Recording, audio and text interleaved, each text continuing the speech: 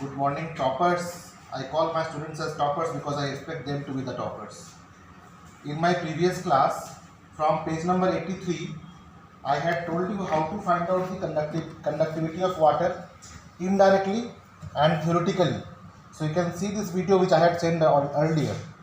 But if the question is suggest a method to determine the molar conductivity of H2O, so you have to rely on the values which are given in various other tables in the textbook.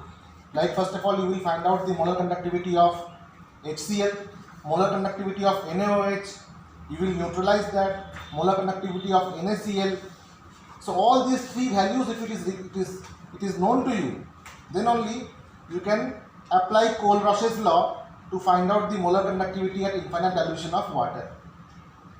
But experimentally, how will you do? In the exam, definitely you will write Kohlrausch's law and its application in derivations which I had shown you. But in real life, if you have to find out the conductivity of water, you will require some conducting devices and water. So my friend Sir Harun has prepared this device to find out the conductivity of water in a very easy method. We were not having Wheatstone bridge because physics lab is closed. We don't have access to the physics lab. So whatever we could arrange, we could do it because we believe in doing whatever we can and to start with whatever we have. We don't wait for the resources. So you can see a simple battery is connected with these two conductors and this is open circuit now. If I close it, the bulb closes. If I close it, the bulb closes. Now there is air inside this beaker now. There is nothing but air. So if I put this here, the bulb is not glowing because air is not able to conduct because the air does not contain any ions which can move across. So you might have studied about the topic Kohlrausch's law of independent migration of ions. So there are atoms and there are particles in the air, but there are no ions as such which can conduct electricity. Now if I take tap water, I don't have distilled water. If I would have taken distilled water also would not have conducted it. Alright. But I have taken tap water. Now if I connect these two conductors through the tap water, not directly, you can see the glow how much it is. Now I am trying to connect it with the water. Now you see that the glow is not that much. The glow is feeble because here water is acting as a resistor. So resistance is acting. Alright. But if I will touch it directly, it will glow to its fullest extent. But if I will put in water, then this water contains very less amount of ions in the form of TDS, total dissolved solute. Alright. So the dissolved solute which are there like the chlorine or any other minerals in this water, they are so less that the conductivity is less here for tap water or drinkable water. Now, what if I increase some external ions in it? If I increase some ions, if I will put some ions in it. So I am taking a colorful salt, which is very favorite of yours. Guess which salt is this? This is copper sulfate. Alright. Now you can see the glow. Now again I am putting it here. The glow is so feeble. But moment I will put copper sulfate in this, the glow will increase. See, as the ions are getting dissolved, the glow is increasing. Now, what does this water contain now? It contains Cu2 plus ion and SO4 2 minus ion. They are able to migrate freely in the water. As a result, compared to tap water, the solution of copper sulfate is more conductive. Now what we needed to find out? We needed to find out the molar conductivity of water at infinite dilution. So instead of this load or appliance, which is a bulb over here, for you to understand the conduction of current, you can use a Wheatstone bridge principle and a Wheatstone bridge in which three known resistances will be there and the fourth one you can put into the equation of R1 by R2 is equal to R3 by R4. So if R1 is conductivity cell, then with that you can find out what is the conductivity of water. What is the conductivity of pure water? Alright. So this is a simple device, experimental device to understand how water helps in conduction of current by the independent migration of ions.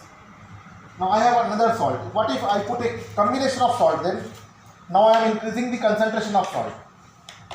And one more thing I will tell you. Now I have put sodium. Now you can see the glow has become more. Now bigger the ions will be, it will move slowly, because you know that fat people, they move slowly. So if the ions will be bigger, they will move slowly. But if the ions will be small, they will move fast. So after putting NaCl, you will find that the glow has increased more. That means smaller the cation and anion will be, faster will be the conduction of current. Alright. So when physics lab will open, I will request my friend Sir Dr. Devendra Puri Goswami sir. He will put a Wheatstone bridge over here and then he will try to find out the conductivity. Alright. So let us all thank Harun sir for making this arrangement, so that I could aid the theoretical description of question given in page number 83 of NCERT part 1 chapter 3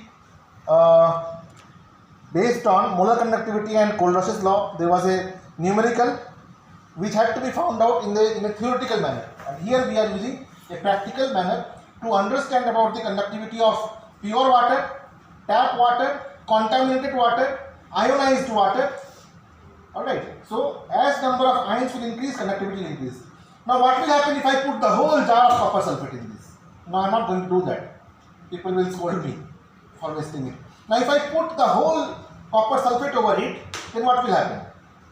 The density will become so high that the ions will not move across. So there will be no conduction. Let us see. Now what is this? Solid conductor. If I put it inside solid conductor, is it glowing? It is not glowing, because solid copper sulfate will not conduct electricity. But if I take it out and if I put it here, this will glow. So electrolyte has to be either in molten form or it has to be in the solution form. Alright. So this is not an analytical grade chemical, so I could contaminate that. So this is not a problem. This is just for rough estimation based calculations and all. So we are not doing any high grade analysis with this. This is not an analytical grade chemical, so I could contaminate it a little bit. So in schools we need to do it in this way, so that children, they understand through and through. No stone should be left unturned to make them understand, so that after school when they go to universities and colleges, then the professor should not say that they have not seen anything. So we teachers make sure that they get complete exposure of all the chemical apparatuses and arrangement which we can do.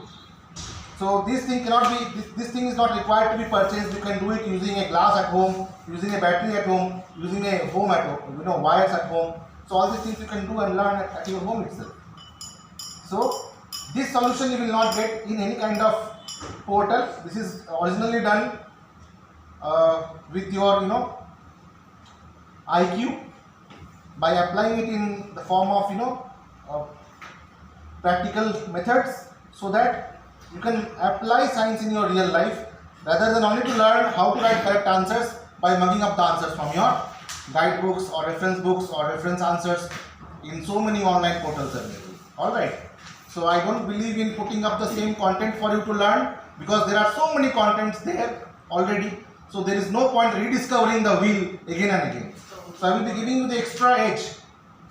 Alright. So additionally you can learn by these kind of experiments. I will be putting up more experiments. Stay tuned with my channel, subscribe and like, so that I can put more and more such videos, and no sooner I put such videos, you will be getting notification and you can learn from the practical experiments.